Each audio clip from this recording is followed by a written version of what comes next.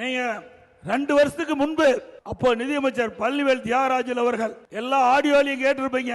30,000 கோடியை கையில வைத்துக் கொண்டு என்ன செய்வது என்று தெரியாம திரு சபரீஸ்வர், திரு உதயநிதி அவர்கள் தடுமாறி கொண்டிருக்கிறார் என்று எல்லா வலைதளங்களிலும் வந்தது.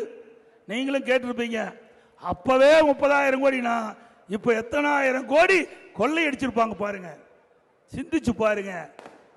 அது மட்டும் இல்லைங்க, இந்த ஹவாலா பணம் இங்க இருந்தா மத்திய அரசாங்கம் அந்த பணத்தை கைப்பற்றி விடும் என்று சொல்லி இங்க இருக்கின்ற இந்த நகர்ப்புற வளர்ச்சித்துறை அமைச்சர் வெளிநாட்டுக்கு பணம் அனுப்பிச்சிருக்கார். வலைதளத்தில் வந்திருக்குது. அந்த பணம் அனுப்பப்பட்ட தகவல்கள் எல்லாம், செய்திகள் எல்லாம் இன்றைக்கு வலைதளத்தில் வந்திருக்குது. இப்படிப்பட்ட அலங்கோல ஆட்சி மீண்டும் வர வேணுமா? வர வேணுங்களா?